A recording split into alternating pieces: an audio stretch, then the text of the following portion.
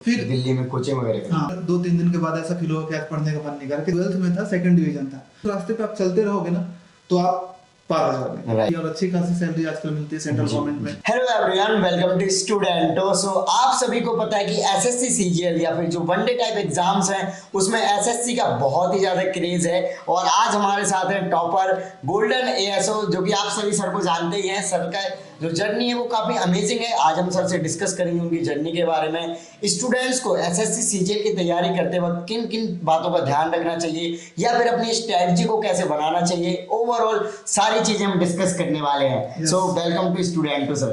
Thank you so much Devendra for मुझे introduce करने के लिए स्टूडेंटो में और मुझे अपना एक्सपीरियंस शेयर करने के लिए। Right, okay. सो आपकी थोड़ा सा सबसे पहले एजुकेशन बैकग्राउंड वगैरह बताइए। एजुकेशन जो मेरी हुई है रांची के एक छोटे से गांव से हुआ है और मेरा गवर्नमेंट स्कूल से ही एजुकेशन 10th तक हुई है। उसके बाद 12th भी गवर्नमेंट कॉलेज से। आफ्टर दैट हमने बीटेक किया है मैंने उड़ीसा से। और उसके बाद मैंने एसएससी सीजीएल में मूव करने का प्लान किया था कि एसएससी सीजीएल का तैयारी करना है, गवर्नमेंट जॉब का तैयारी करना है। ओके, जैसे कि आपने बताया कि अभी मुझे बताया था कि आपके से बी ग्रेड आया था, मतलब सेकंड डिवीजन आया था आपका 12th में, जिसके चलते आपको जॉब वगैरह भी नहीं मिल रही थी। और उसके बाद आप सीजीएल जैसे एग्जाम में अच्छी रैंक लाए और एएसओ के पोस्ट पे सिलेक्ट हुए। थोड़ा सा इसके बारे में बताइए। तो यही कारण था गवर्नमेंट जॉब की तरफ रुख करने का जो रीजन था कि मैं जो 12th में था, सेकंड डिवीजन था। तो क्या होता है ना कि बीटेक में आप जब रहते हो तो वहाँ पे जो कैंपस में कंपनीज आती है ना वो मैक्सिमम फर्स्ट डिवीजन देखते हैं, 10th में भी 12th में भी, तब आपको प्लेस करती है। नहीं तो आप उसके कंपनी में बैठ ही नहीं पाओगे प्लेसमेंट में। तो उसी के वजह से क्या हुआ कि मैं बहुत सारे कंपनीज में बैठ ही नहीं पाया और बहुत फ्रस्ट्रेटेड था। फिर मैंने डिसाइड किया कि नहीं, गवर्नमेंट में ऐसा कोई क्राइटेरिया नहीं है, मैं अपने मेहनत अगर अभी से करूंगा तो एक अच्छा गवर्नमेंट जॉब ले सकता हूँ। तो उसके बाद फिर मैंने डिसाइड किया कि मुझे एसएससी सीजीएल की तैयारी करनी है और इसकी मैंने अच्छे से तैयारी की और मैंने सिलेक्शन किया। ओके, सो थोड़ा सा स्टार्टिंग जर्नी के बारे में बताइए कि एकदम डिफरेंट बैकग्राउंड से और आप गवर्नमेंट एग्जाम्स की जब प्रिपरेशन में आते हो तो काफ़ी अलग माइंडसेट चाहिए होता है, क्योंकि कंपटीशन जैसे कि इस बार 32 लाख अराउंड एसएससी सीजीएल के लिए फॉर्म अपील हुई थी स्टूडेंट्स की। तो कहीं ना कहीं कॉम्पिटिशन बहुत ज़्यादा है और ज़्यादा स्टूडेंट ही सिलेक्ट होते हैं जी। तो स्टार्टिंग में तो कभी भी मुझे ऐसा लगता ही नहीं था कि मैं गवर्नमेंट जॉब में जा पाऊंगा। रीजन क्या था कि फैमिली का बैकग्राउंड वैसा एजुकेशनल नहीं था। पापा मम्मी उतने ज्यादा पढ़े लिखे नहीं है। बट फिर मैंने करेज तो कभी ना कभी किसी को लेना ही पड़ता है लाइफ में, चेंज करने के लिए, अपने लाइफ को, अपनी फैमिली लाइफ को चेंज करने के लिए। तो मैंने सोचा कि कहीं क्यों ना मेरे से ही शुरुआत हो। तो उसके बाद फिर मैंने डिसाइड किया कि नहीं, मुझे मेहनत करना पड़ेगा। और मुझे ये पता था कि अगर मैं मेहनत करूंगा तो जरूर इसको क्रैक करूंगा। तो वहीं से मैंने इनिशिएट किया। ओके, सो आप सभी सर को तो पहले से जानते होंगे। सर का चैनल भी है गोल्डन एएसओ के नाम से। सर आपका जो नाम है काफ़ी यूनिक है, लिटरली काफ़ी अच्छा लगता है सुनने में। गोल्डन एएसओ, आपने जैसे रैंक भी अपना या फिर पोस्ट का नाम जोड़ दिया है। तो सर जब आपका रिजल्ट आया तो उस टाइम पे क्या फीलिंग्स थे या फिर क्या रिएक्शन था? देखो, सबसे बड़ा जो था कि ना, जब एक अनएम्प्लॉयड रहता है कोई भी पर्सन, मुझे अच्छे से पता है कि कैसा होता है। 2 साल से अनएम्प्लॉयड होना आफ्टर बीटेक बहुत बड़ा एक मेंटल प्रेशर होता है, बोझ होता है। ऐसा लगता है ना सर पे कुछ रखा हुआ है जिसको आपको उतारना है। और जिस दिन रिजल्ट आया ना, सबसे पहले लगा कि मेरे सर से कुछ एक बोझ सा हल्का हो गया एकदम। और उसके बाद फिर से जो पेरेंट्स का जो हैप्पीनेस होता है, उनको फोन पे बताना, थोड़ा इमोशनल हो जाना, मम्मी का इमोशनल हो जाना, तो वो एक बेस्ट मोमेंट होता है। उसके बाद चारों तरफ से फोन आने लगना, फैमिली फ्रेंड्स, तो वो सबसे बेस्ट मोमेंट था मेरे लिए। ओके, थोड़ा सा प्रिपरेशन जर्नी के बारे में बताइए। अच्छा, प्रिपरेशन जर्नी का मैं बताऊंगा कि मैं रांची में कुछ दिन प्रिपेयर किया था। थोड़े दिन जब कॉलेज के बाद मैं रांची चला गया था तो अच्छा नहीं लगा था। बट वहाँ पे कोचिंग अच्छे नहीं थे उतने एसएससी से रिगार्डिंग। तो हाथ पैर इधर उधर मारा, सोचा कोई भी कोचिंग में मेरा हो जाए, मतलब कोई भी एग्जाम में हो जाए। सभी एग्जाम पे मेरा फोकस था। पहले मेरा एसएससी पे नहीं था। मुझे लग रहा था कि मैं बैंक का कर लूं या फिर जूनियर इंजीनियर का कर लूं, कोई भी जो भी जॉब लग जाए। तो 3-4 महीने हाथ पैर मारा, बट सब में फेलियर मुझे मिला। फिर मैंने डिसाइड किया कि नहीं, मुझे एक पे फोकस करना पड़ेगा। फिर डिसाइड किया कि मुझे दिल्ली जाना होगा और दिल्ली में कोचिंग करना होगा। तो फिर दिल्ली में कोचिंग वगैरह? हाँ, तो दिल्ली पे आया, फिर यहाँ पे कोचिंग प्रॉपर ज्वाइन किया और कंसिस्टेंट होकर के 1 साल मेहनत किया और कुछ नहीं। दिल्ली में मैं आया था तो मुझे 3 लोकेशन पता था, एक मेरा कोचिंग, एक मेरा लाइब्रेरी और एक मेरा जहाँ रूम, बस। उसके बाद और कहीं नहीं जानता था मैं। ओके, जैसे कि कंपटीशन का इतना ज़्यादा माहौल है और आप जब दिल्ली आए, आपको ये नहीं लगा कि मेरा यार सेकंड डिवीजन आया था, यहाँ पे तो इतने सारे टॉपर हैं जो अपने स्कूल्स में टॉपर हैं, उनका तो सिलेक्शन हो नहीं रहा और मेरा कहाँ से होगा? ऐसा लगता तो है, सभी एस्पिरेंट को लगता है कि क्या मेरा इसमें सिलेक्शन हो पाएगा, इतने लोग करते हैं। बट हिम्मत तो दिखाना ही पड़ेगा अगर तुम्हें कुछ करना है तो। और कोई रास्ता भी नहीं था। मैक्सिमम लोगों के पास कोई रास्ता नहीं होता है। आपके पास यही ऑप्शन होता है कि आपका जो नेक्स्ट 1 से 2 साल है उस पर अपना बेस्ट देना होता है। अगर आप अच्छा कर गए तो आपका रिजल्ट हो जाएगा, तो आपको हिम्मत दिखाना पड़ेगा, बस ये।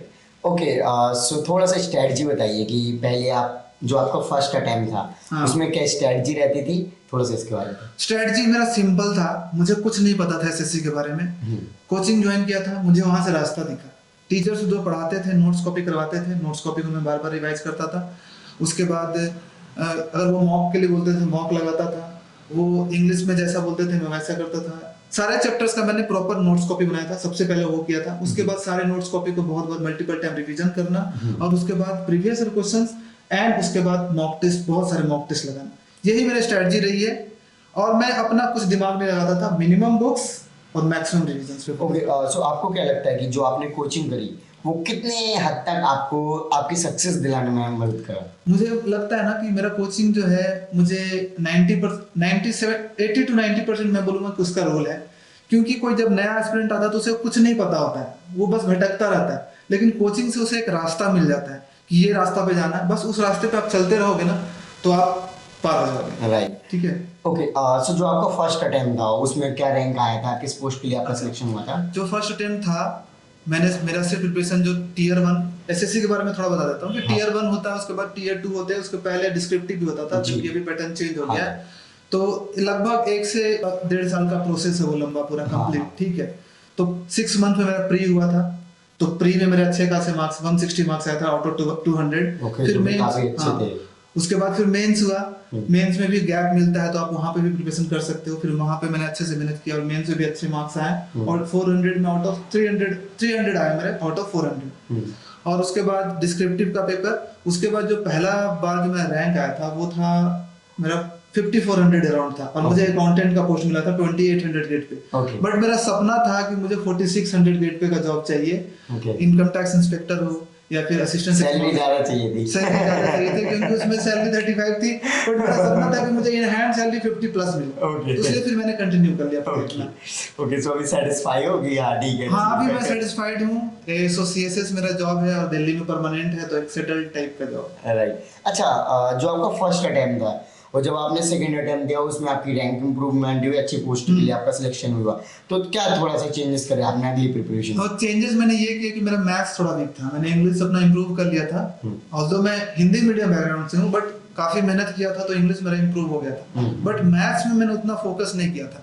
तो दूसरी अटेम्प्ट में मैंने 2-3 चीजें काम किया। एक तो पहले मैंने मैथ्स पे वर्क किया, मॉक टेस्ट थोड़ा सा बढ़ा दिया, और उसके बाद ये है ना कि जब आपके पास एक जॉब होता है ना पीछे, बैकअप जॉब, तो आपको एग्जाम में डर नहीं लगता, आप कॉन्फिडेंट होकर एग्जाम दे सकते हो। लेकिन अगर आपके पास जॉब नहीं होता ना तो एग्जाम का फियर की वजह से भी आपका थोड़ा एफिशिएंसी घट जाता है। तो दूसरा मेरा ये काम किया, मैंने अपने मैथ्स पे काम किया, मॉक टेस्ट पे काम किया, और थोड़ा सा कॉन्फिडेंस था कि मेरे पास बैकअप है। Okay, great. सो जैसे कि जो टेस्ट सीरीज होती है, मॉक टेस्ट हो गए, ये कितने हद तक ऐसे चीजें जैसे एग्जाम्स में या फिर प्रीवियस ईयर कितने हेल्पफुल होते हैं? बहुत इंपॉर्टेंट है। मैं एसएससी का मंत्र बता दे रहा हूँ कि अगर आपको एसएससी में क्रैक करना है एसएससी को, एक तो है मिनिमम बुक्स आपको रखने हैं, मैक्सिमम टाइम रिवीजन करना है, और प्रीवियस ईयर इंपॉर्टेंट है, लास्ट 5 इयर्स के प्रीवियस ईयर, प्लस जितना मॉक टेस्ट आप लगा सकते, 100, 150, 200, जितना मॉक टेस्ट लगाओगे उतना इजीली आप इस एग्जाम को क्रैक करोगे। अभी आप बुक्स की बात कर रहे हैं, स्ट्रेटजी की आपने बात करी थी पहले भी, तो बुक्स मिनिमम की बात आप बार बार कर रहे हो, तो क्या मिनिमम बुक्स होनी चाहिए? मिनिमम बुक्स ये होनी चाहिए कि जैसे मैथ्स है, हाँ, तो मैथ्स में आपको आपका एक नोट्स कॉपी होना चाहिए, जहां से भी आप पढ़ते हो, ऑनलाइन कोचिंग, ऑफलाइन कोचिंग, किसी भी टीचर से, अच्छे टीचर से, उनका नोट्स कॉपी होना चाहिए, और एक बुक प्रीवियस ईयर का। खत्म, 2 चीजें मैथ्स खत्म। दूसरा इंग्लिश का देखते हैं। इंग्लिश में आपके पास अपना नोट्स कॉपी ग्रामर का हो गया। इंग्लिश में एक चीज इंपॉर्टेंट है कि आपको रीडिंग एंड वोकैब पे काम करना पड़ता है। राइट, एसएससी में अगर आप वो नहीं करोगे तो आपका इंग्लिश इंप्रूव नहीं होगा। तो वोकैबुलरी एक प्रीवियस ईयर की कोई बुक होनी चाहिए, और उसके साथ में एक ग्रामर की कोई प्रैक्टिस वाली बुक होनी चाहिए, और एक रीडिंग के लिए कोई भी बुक है। रीडिंग के लिए आप न्यूज़पेपर पढ़ सकते हो, या फिर अगर एक बेसिक बच्चा है जो जिसका वीक है, तो मैं उनको बोलता हूँ कि आप एनसीईआरटी के जो इंग्लिश बुक है वो पढ़ो। 6 क्लास 7 क्लास स्टोरी बुक्स पढ़ने में भी मजा आएगा और आपका रीडिंग भी होता है। राइट, ठीक है। जैसे कि सर अभी आप जैसे स्टूडेंट के साथ आज भी जैसे कि आप मीटअप टाइप भी कर रहे थे, काफ़ी स्टूडेंट से मिलते भी रहते हो, तो आपको क्या लगता है कि कितने घंटे एवरेज एक स्टूडेंट को एसएससी सीजीएल जैसे एग्जाम्स के लिए पढ़ने के लिए देना चाहिए? तो एवरेज ऐसा कुछ टाइम नहीं होता। मुझे लगता है ना कि जब आप किसी गोल के पीछे भागते हो ना, तो आपको 24 आवर्स आपको दिमाग में वो चलता रहता है कि हाँ मुझे एसएससी क्रैक करना है, कैसे इंप्रूव करूँ। हाँ, ठीक है, आप ये सोचो कि मुझे ये 8 घंटे का शिफ्ट है, ऐसा ऐसा नहीं होता है। ठीक है, आपको पूरा टाइम डेडिकेट करना होता है। पर ये हाँ ये बात है कि आपको ऑन एन एवरेज जो पढ़ाई होती है, अगर आप 8 से 10 घंटे के आसपास डेली पढ़ते हो कंसिस्टेंट होके, तो 6 से 8 महीने में आपका अच्छा लेवल हो जाए। ओके, सो नॉर्मली स्टूडेंट, हर स्टूडेंट का सपना होता है कि वो जॉब ले ले, फिर देन जो उनकी फेवरेट पोस्ट होती हैं उस पर जब वो जॉब करने जाते हैं, तो थोड़ा अभी आप जॉब भी कर रहे हो तो थोड़ा जॉब एक्सपीरियंस के बारे में बताइए कि सच में जैसा सोचते थे तैयारी के टाइम पे, हाँ। जिसकी वजह से हर स्टूडेंट को मोटिवेशन भी रहता है कि नहीं अब लाइफ ऐसी होने वाली है। तो ये तो सच बात है भाई, जैसा पहले आपका लाइफ उससे काफी डिफरेंट होगा। सबसे पहले तो क्या होता है कि आपका कॉन्फिडेंस लेवल बढ़ जाता है, आपका पर्सनालिटी भी इंप्रूव हो जाता है। आपको लगता है कि आपने कुछ एक अच्छा चीज क्रैक करके आया, लेवल वाला हाँ। चीज, तो आपके अंदर वो कॉन्फिडेंस आ जाता है। दूसरी बात होती है कि आपके फैमिली का लाइफ थोड़ा चेंज हो जाता है, क्योंकि आपको रेगुलर सैलरी मिलती है और अच्छी खासी सैलरी आजकल मिलती है सेंट्रल गवर्नमेंट में, तो वो सब चेंजेस होती है।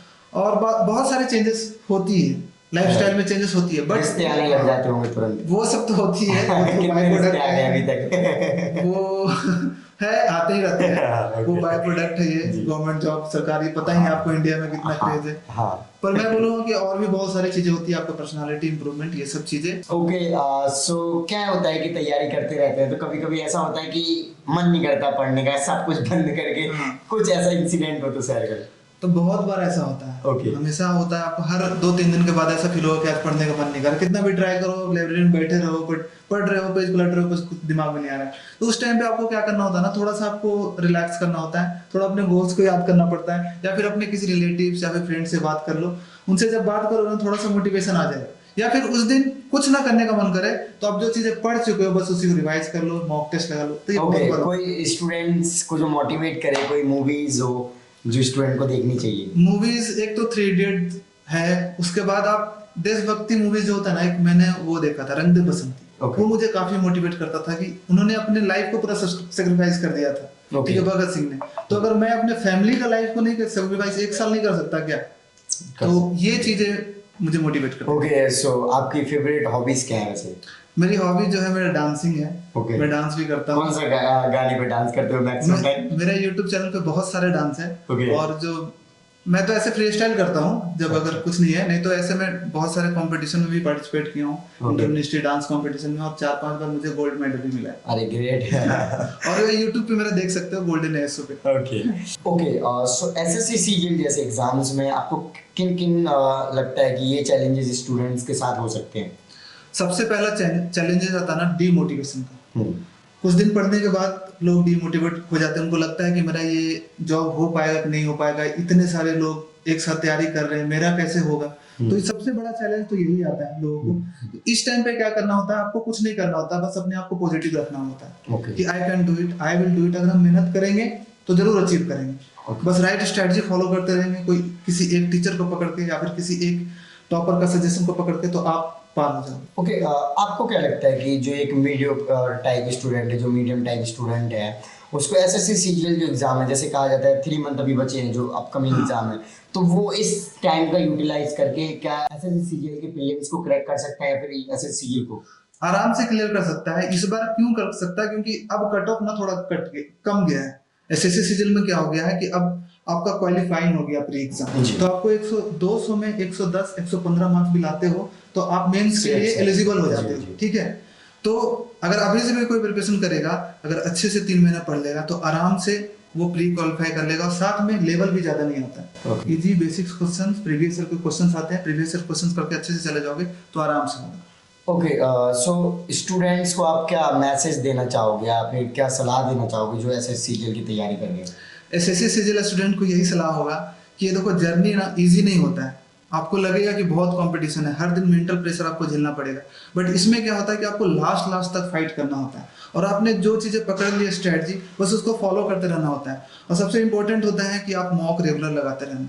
मॉक टेस्ट नहीं लगाओगे तो कभी भी इंप्रूवमेंट नहीं होगा। हो सकता है कि मॉक में आपके मार्क्स इंप्रूव ना हो, कभी कम जाए कभी ज्यादा हो जाए, ऐसा होता है, लेकिन आपको रेगुलर मॉक टेस्ट लगाते रहना है और उसका अच्छे से एनालिसिस करके अपने आप में छोटा छोटा इंप्रूवमेंट करते रहना होता है और रिवीजन करना होता है। Okay, so thank you so much sir, आपने काफ़ी अच्छा गाइड किया स्टूडेंट को।